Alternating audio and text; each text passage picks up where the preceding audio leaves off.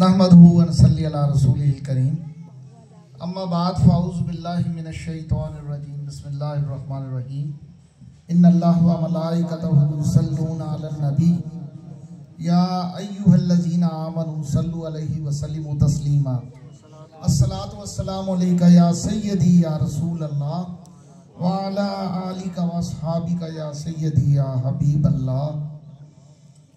करम की भीख मिले तो हयात बनती है, सरकार आप नवाजें तो बात बनती है।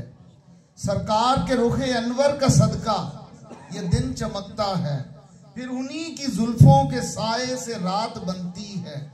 सरकार आप नवाजें तो बात बनती है।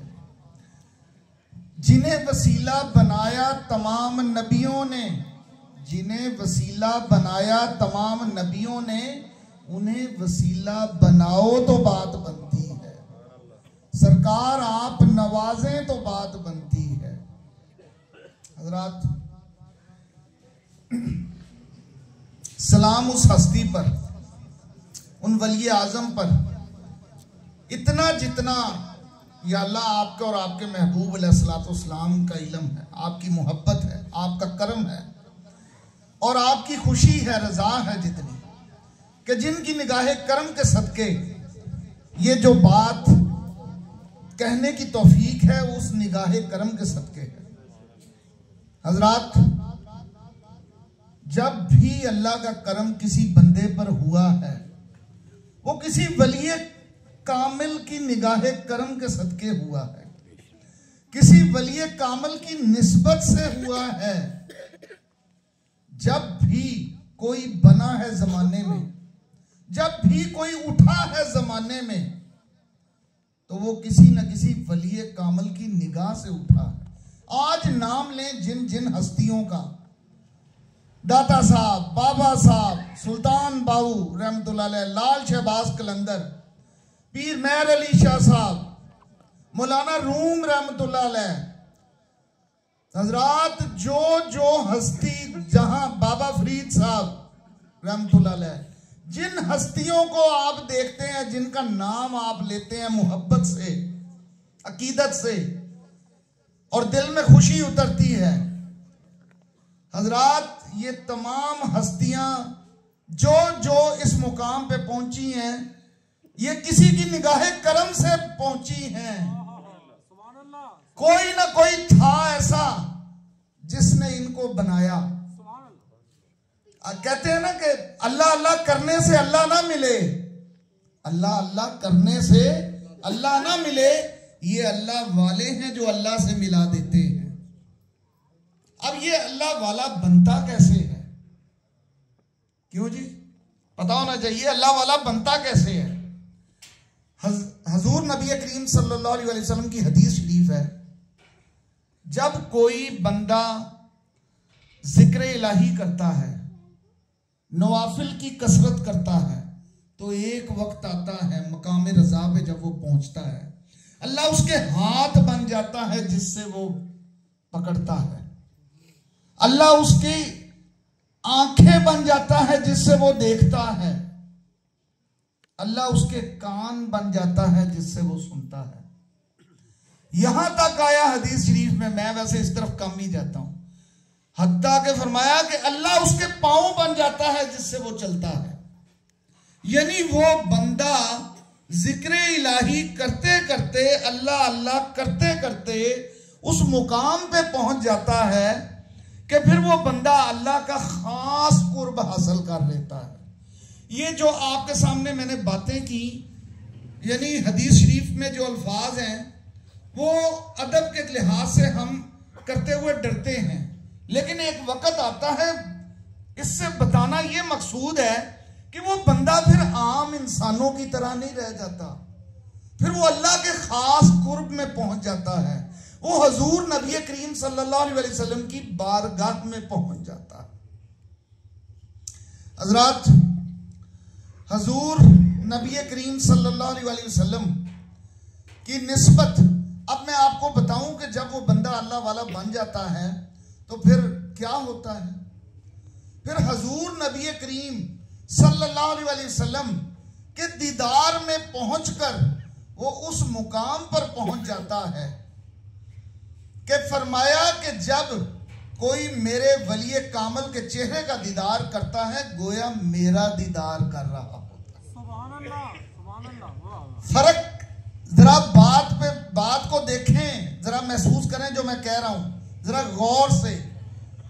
جب میرا کوئی فرمایا کہ جب کوئی میرے کسی ولی کسی اللہ والے کے چہرے کا دیدار کرتا ہے, فرمایا اس کو ایسے ہی ثواب ملتا ہے جیسے میرا دیدار کیا, اور جس کو حضور کا دیدار ہوئے وہ بخشا جاتا ہے. سنیں اگلی بات, فرمایا مسلم شریف کی حدیث شریف, فرمایا کہ جس نے میرے کسی ولی کے ہاتھ کو بوسہ دیا گویا میرے ہاتھ کو بوسہ دیا.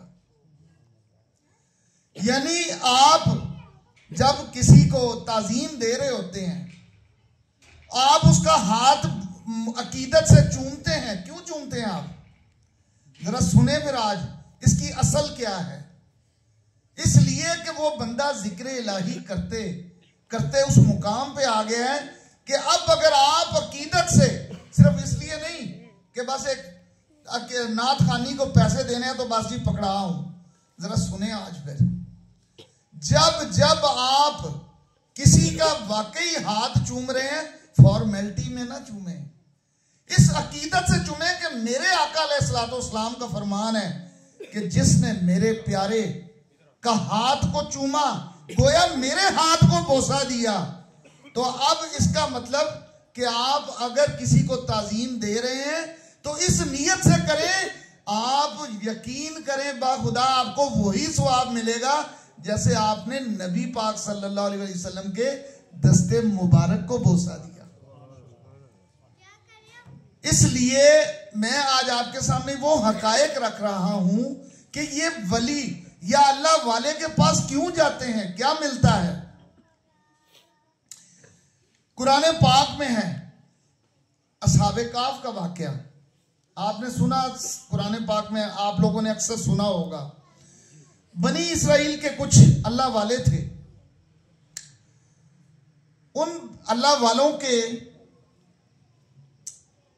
والوں کو اس وقت کے بادشاہ جو ظالم تھا اس کے ڈر سے, خوف سے وہ ایک غار میں, وہ ایک علیحدہ غار میں جا کے چھپ گئے.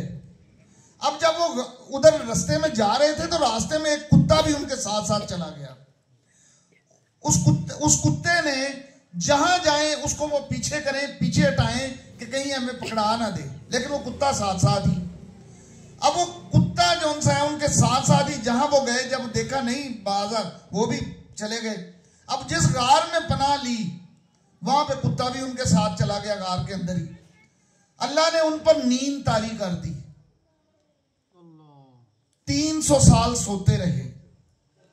اب جو فرشتے آتے تھے اللہ کے حکم سے, اب ان اللہ والوں کو 6 تھے اللہ والے, 7واں یہ کتا تھا.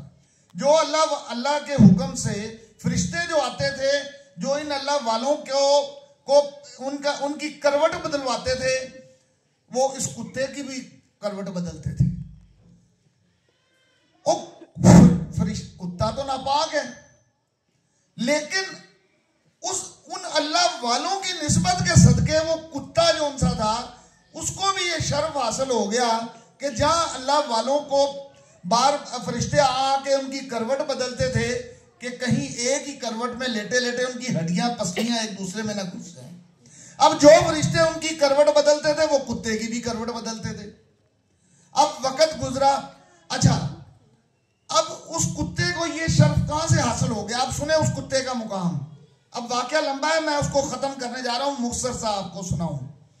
قیامت والے دن ان بنی اسرائیل کے اصحاب کہف کے کتے کی یہ عظمت اور شان ہوگی کہ قیامت والے دن جب وہ اصحاب کہف گزریں گے تو اتنا نور نکلے گا, اتنا نور پیدا ہوگا کہ لوگ پوچھیں گے یہ کون ہے. اور 6 اصحاب کہف جب گزر جائیں گے تو پیچھے ایک بندہ آگے جا کے پکڑ لے گا, اسے پوچھے گا ساتھ میں سے کہ تم کون ہو. وہ کہے گا میں کتا ہوں. اصل میں یہ جو 6 آگے جا رہے ہیں یہ اللہ والے ہیں، اصحاب کہف ہیں، اور میں ان کا کتا ہوں۔ اور اس دن اس کتے کی شان کیا تھی؟ جب اصحاب کہف کے سروں پہ سونے کے تاج تھے، اس کتے کے سر پہ بھی سونے کا تاج تھا، اور اس کتے کی یہ شان تھی کہ وہ جنتی ہو کر انسانی شکل میں جنت میں جائے گا۔ یہ قرآن پاک کا واقعہ ہے۔ اب اس کتے کو یہ عظمت اور شان ملی کہ وہ جنتی ہو کر انسانی شکل میں جنت میں جا رہا ہے، تو سردار الانبیاء کی امت کے ولی کی کیا عظمت اور شان ہوگی؟ اگر اصحاب کہف بنی اسرائیل کے ولی کی یہ شان ہے تو حضور کی امت کے ولی تو ان ولیوں کے بھی سردار ہیں۔ آپ یہ کیا سمجھتے ہیں آپ کہ بنی اسرائیل کے اصحاب کہف کا واقعہ اللہ نے اگر قرآن میں بیان کیا ہے تو کیا اس وجہ سے ان کو بہت زیادہ عظمت والے ہو گئے؟ حضور کی امت سے زیادہ ولی وہ عظمت والے ہو گئے؟ نہیں۔ اللہ تعالیٰ قرآن پاک میں اللہ فرماتا ہے کہ اس قرآن پاک میں ایمان والوں کے لیے نشانیاں رکھ دی ہیں، ہدایت کے لیے۔ اصحاب کہف کا تذکرہ تو وہاں پر آیا، حضور کی امت کے ولی تو ان کے ولیوں کے بھی، ان اصحاب کہف کے بھی سردار ہیں۔ جس طرح حضور سردار الانبیاء ہیں، تمام انبیاء کے سردار ہیں، حضور کی امت کے ولی بنی اسرائیل کے اولیاء کے سردار ہیں۔ تو حضرات یہ بتانا صرف یہ مقصود ہے، اگر اصحاب کہف کے کتے کو ان کی نسبت سے جنت مل رہی ہے تو حضور کی امت کا ولی اور اس کا کتا نہ صحیح، سگ نہ صحیح، اور کوئی ان کی نسبت ہی لے لے، ان کا مرید ہو جائے تو اس کا کیا مقام ہوگا؟ اصحاب کہف کا کتا اگر نسبت لے کے اللہ والوں کی جنتی ہو گیا تو حضور کی امت کا ولی کا کوئی مرید ہو جائے، اس سچے اللہ والے سے نسبت لے لے کہ قیامت والے دن میں اس دنیا میں آخرت میں ان کی غلامی اختیار کرتا ہوں کہ قیامت والے دن، حشر والے دن ان کے ساتھ ساتھ جہاں یہ جائیں گے جنت میں ان کا ساتھ نصیب ہو، تو کیوں نہ وہ جنتی ہو جائے؟ اس میں شک کیا رہ گیا؟ کیوں حضرات؟ اگر بنی اسرائیل کے اصحاب کہف کا کتا جنتی ہو سکتا ہے تو حضور کی امت کے ولی کا مرید کیسے جنتی نہ ہوگا؟ سنیں اگلی بات، بنی اسرائیل کا ہی واقعہ ہے۔ ایک بندہ 100 قتل کر لیے، 99 قتل کر لیے، اور لوگوں اللہ والوں سے پوچھتا پھرے، اللہ والوں کی تلاش میں نکلا، اب پوچھتا پھرے کہ کوئی اللہ والا ہے کہ میں جس سے پوچھوں کہ میری توبہ ہو جائے گی؟ پوچھتا ہوا، جس سے پوچھتا وہ جس اللہ والے کا پتہ چلتا وہ آگے سے کہتا کیا کیا؟ وہ پوچھتا 99 قتل کیے، وہ اس کو بھی قتل، تیری تو توبہ ہو ہی نہیں سکتی۔ اچھا میری توبہ نہیں ہو سکتی، چلو پھر اس کو بھی قتل کر دے تاکہ چلو میری توبہ نہیں ہو سکتی تو پھر ٹھیک ہے۔ پھر اس کو پتہ لگا کہ کوئی خاص اللہ والے بیٹھے ہیں، ان کا ایک ڈیرا ہے۔ اب دل میں اب گھر سے چل پڑا نیت کر کے اس ارادے سے کہ ان اللہ والوں کی خدمت میں پیش ہو جاؤں۔ اب وہ ان اللہ والوں کے رستے کی طرف چل پڑا، راستے میں اس کی موت کا وقت آ گیا۔ اب فرشتے دوزخ کے بھی آ گئے، جنت کے بھی آ گئے، دونوں میں لڑائی ہو گئی۔ دوزخ کے فرشتے کہتے ہیں اس نے تو اتنے قتل کیے ہیں، دوزخی یا جہنمی ہے، ہم نے لے کے جانا ہے۔ اور جنتی فرشتے کہیں یہ توبہ کی نیت سے چل پڑا تھا، ہم لے کے جائیں گے۔ جھگڑا ہو گیا آپس میں۔ یہ حدیث شریف ہے، سرکار دو عالم صلی اللہ علیہ وسلم نے اپنے صحابہ کرام کو سنا رہے ہیں۔ ہوا کیا کہ فیصلہ اللہ تعالیٰ کے پاس گیا، دونوں طرف کے فرشتے چلے گئے، یا اللہ آپ فیصلہ فرمائیں۔ اللہ تعالیٰ نے فرمایا کہ اس طرح کرو، دونوں طرف کا فاصلہ ماپ لو، جس طرف فاصلہ جس طرف یہ زیادہ قریب ہے اس طرف کے فرشتے اس کو لے جائیں۔ یعنی اگر گھر کے زیادہ قریب ہے تو دوزخ کے فرشتے لے جائیں، اگر اللہ والوں کے ڈیرے کے قریب ہو گیا تو جنتی فرشتے لے جائیں۔ اب کیا ہوا کہ فرشتے زمین پہ پہنچے، اس سے پہلے کہ فرشتے زمین پہ پہنچے، اللہ تعالیٰ نے اللہ والوں کے ڈیرے کی طرف جو زمین تھی اس طرف کو حکم دیا سکڑ جا، وہ زمین سکڑ گئی، فاصلہ کم ہو گیا، ادھر سے فاصلہ گھر سے بڑھ گیا، اور جو اللہ والوں کے ڈیرے کی طرف جو رستہ تھا وہ سکڑ کے کم ہو گیا۔ اب فرشتے آئے دونوں طرف کے، دوزخ والے بھی جنت والے بھی، آگے فاصلہ جب ماپا تو کیا دیکھتے ہیں کہ ایک ہاتھ کا فاصلہ،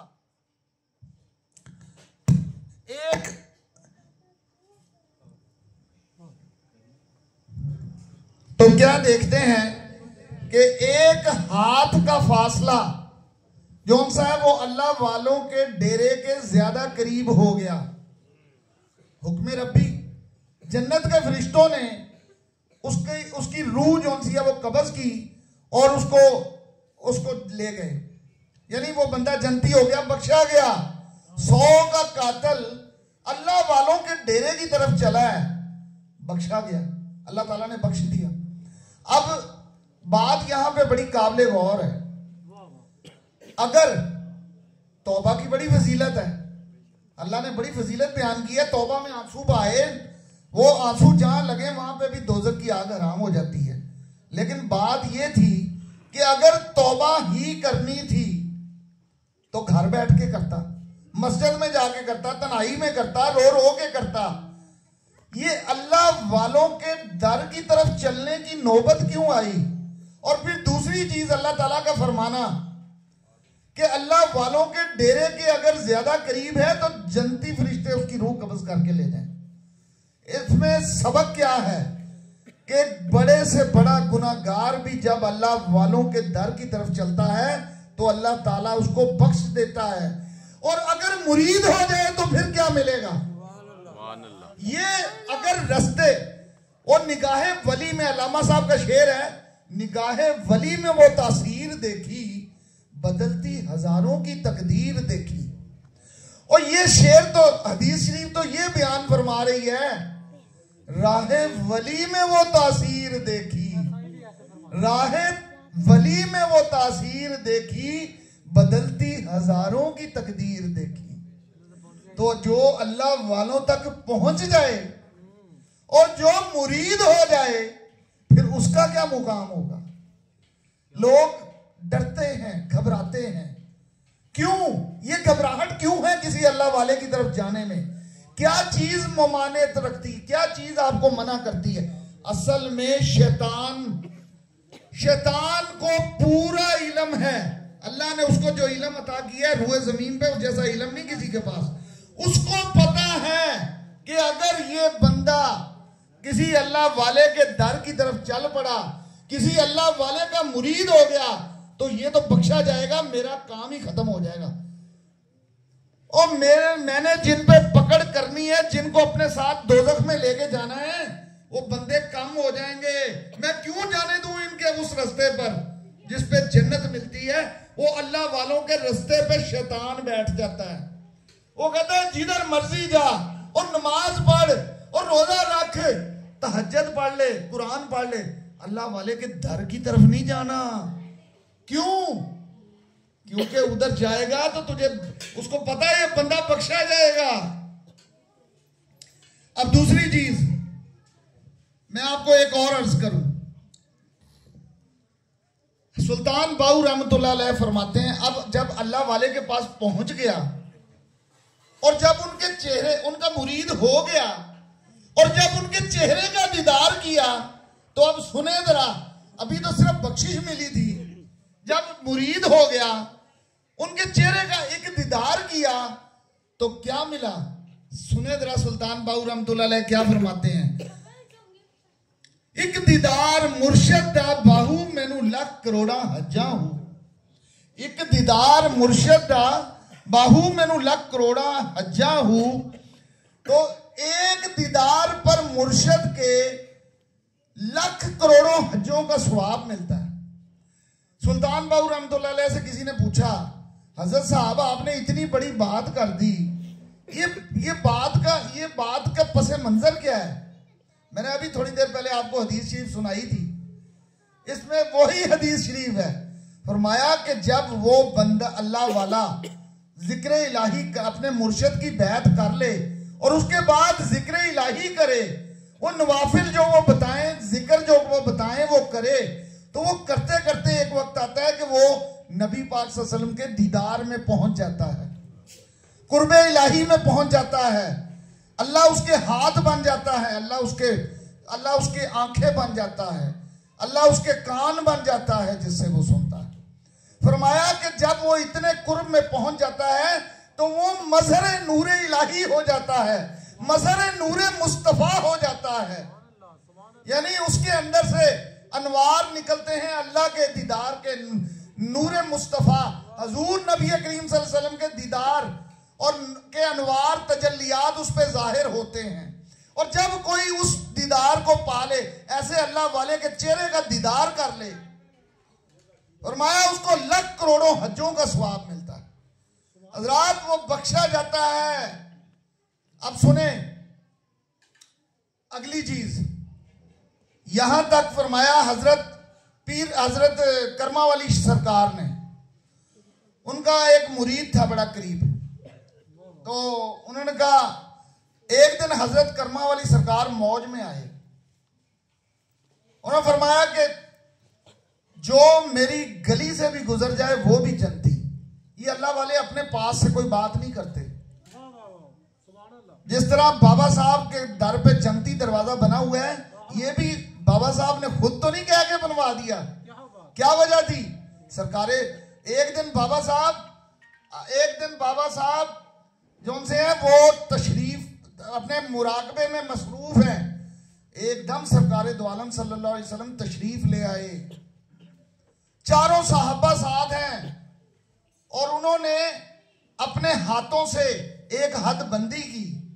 آپ صلی اللہ علیہ وسلم نے فرمایا اے فرید، ہم ایسا نہ کر دیں کہ جو تیرے در پہ آئے وہ جنتی ہوتا جائے۔ فرمایا یا رسول اللہ صلی اللہ علیہ وسلم، اگر ایسا ہو جائے تو امت کی بخشش کا سامان بن جائے۔ فرمایا اے فرید، جہاں میرے ان یاروں نے ہاتھ کیا ہے، یہاں پر اس حد بندی پر ایک دروازہ لگا دو، اور جو اس میں سے گزر جائے گا، فرمایا وہ جنتی ہوتا جائے گا، بہشتی ہوتا جائے گا۔ اور وہ حدیث شریف بابا صاحب دربار پہ لکھی ہوئی ہے۔ حضرات بابا صاحب خود کیسے یہ بات اتنی بڑی کہہ سکتے تھے؟ لوگ شک کرتے ہیں، جو شک کرے گا اسے پھر ملے گا کچھ نہیں، حتیٰ کہ وہ اس حدیث کا بھی انکاری ہو جائے گا جو حضور نبی پاک صلی اللہ علیہ وسلم کی زبان مبارک سے نکلی۔ اب سنیں، حضرت کرما علی سرکار موج میں آئے، قرب الہی قرب رسول میں ہیں، فرمایا جو میری گلی سے گزر جائے وہ جنتی۔ اپنے مرید کو کہا کہ کہہ دو سب کو کہ جو میری گلی سے گزر جائے جنتی۔ حضرات کہنے کا مقصد صرف یہ ہے کہ یہ اللہ والے اس مقام پہ پہنچ جاتے ہیں قرب الہی میں کہ جو زبان سے فرما دیں وہ بات ہو جاتی ہے۔ اور آخر میں بات ختم کرتے ہیں، بات لمبی ہو رہی ہے، میں نے آپ کو صرف اتنا بتانا ہے کہ قرآن پاک میں ایک آیت ہے کہ یوم ندعو کل اناس بامامہم، 22ویں پارے میں، اور اس دن تمہیں تمہارے اماموں کے نام پہ آواز دی جائے گی۔ حضرات قیامت والے دن، حشر والے دن، حضرت صاحب نے بات کی آپ کے سامنے ابھی کہ حشر والے دن جب ہولناکیاں ہوں گی، بہت زیادہ ہولناک دن ہوگا، سورج سوا نیزے پہ بہت قریب آ چکا ہوگا، لوگ اپنے پسینے میں غرق ہوں گے، اور اس دن وہ لوگ جو اللہ والوں کی نسبت لیے ہوئے ہوں گے ان کو آواز پڑے گی، انبیاء اور اولیاء اور ان کے ساتھ جڑے ہوئے وہ لوگ جو ان کے مرید آپ کہیں یا ان کی نسبت لیے ہوئے وہ لوگ، ان کو آواز پڑے گی اے فلاں کے مریدو، اے بابا فرید کے مرید آ جاؤ، دادا صاحب کے مرید آ جائیں، ولی اعظم کے مرید آ جائیں، اور آئے وہ اپنے مرشد کے پاس پہنچ جائیں گے. ان کو آواز پڑے گی اپنے مرشد کے پاس. وہ اپنے مرشد کے پاس, وہ اپنے مرشد کے پاس ہوتے ہوتے صحابہ کرام سے سارے نبی کریم صلی اللہ علیہ وسلم کے پاس لوائے حمد کے نیچے پہنچ جائیں گے. اب ان سب کو امان ہوگی, اور جو بے مرشدہ ہوگا, جس کے پیر کوئی نہیں, وہ اس دن سورج کے نیچے ڈائریکٹ اس دن تپش میں اور اپنے پسینے میں غرق ہو جائے گا. اگر امان چاہیے, اگر اللہ کی خاص رحمت کا سایہ چاہیے, تو کسی اللہ والے کی نسبت لے لیں. شیطان کبھی نہیں چاہتا کہ کوئی کسی اللہ والے کی نسبت لے, کیونکہ اس کو پتا ہے کہ جس دن یہ ولی کامل کی نسبت لے گیا, یہ میرے ہاتھ سے اس کا ہاتھ چھوٹ گیا اور یہ امان میں چلا گیا. حضرات, جو حضرت صاحب نے باتیں ساری فرمائی, ستہ خیرہ, آپ چاہتے ہیں یہ ستہ خیروں پہ مور لگ جائے, تو حضرات پھر کسی ولی کامل کی نسبت لے لیں.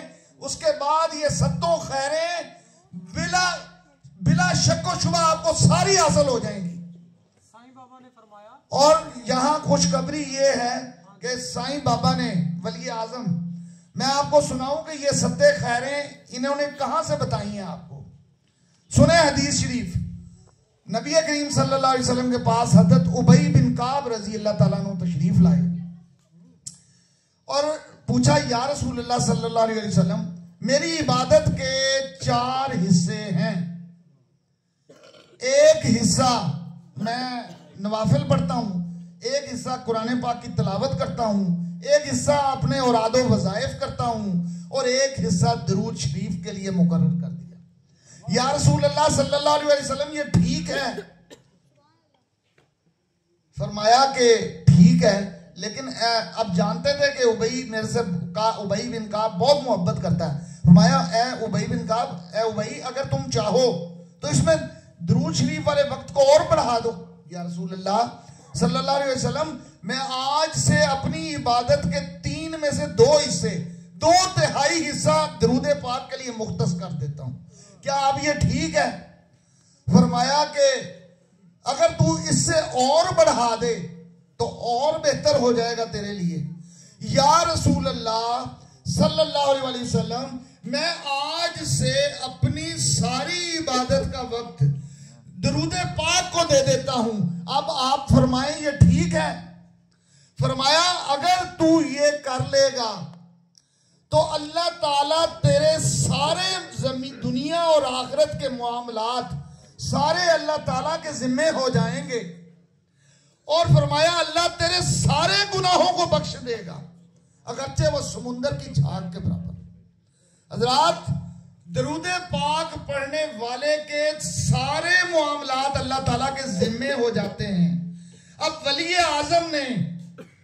ولی اعظم دامت برکات العالیہ نے اس بات کی تشریح فرمائی ہے کہ سارے معاملات آنے کا مطلب, پہلی چیز, جب کوئی درود پاک کی کثرت کرتا ہے وہ سنی ہو جاتا ہے, اور دوسری چیز, جب اس کی جان نکلنے کا وقت آئے گا, جو ابھی فرمایا بڑی سختی ہے, تو وہ جان کنی کے وقت فرمایا کہ ایسے جان نکلے گی جیسے پھول میں سے خوشبو نکلتی ہے. پھر فرمایا تیسری چیز, قبر کے اندر حضور نبی کریم صلی اللہ علیہ وسلم کی پہچان نصیب ہوگی کہ درود پاک بھی پڑھتا تھا, ساتھ عقیدہ بھی تھا, کتے ویکھن تو پہلے مر نہ جاواں یا رسول اللہ. اب جو عقیدت محبت لے کے دنیا سے گیا, اور دنیا میں نہیں ہو سکی زیارت, کوئی بات نہیں, لیکن قبر میں اس کو زیارت, قبر میں وہ نبی پاک صلی اللہ علیہ وسلم کی پہچان نصیب ہو جائے گی اور زیارت بھی عطا ہو جائے گی. اور جس کو حضور کی زیارت ہو گئی قبر میں, اس کی قبر جنت کا باغ بن جائے گی.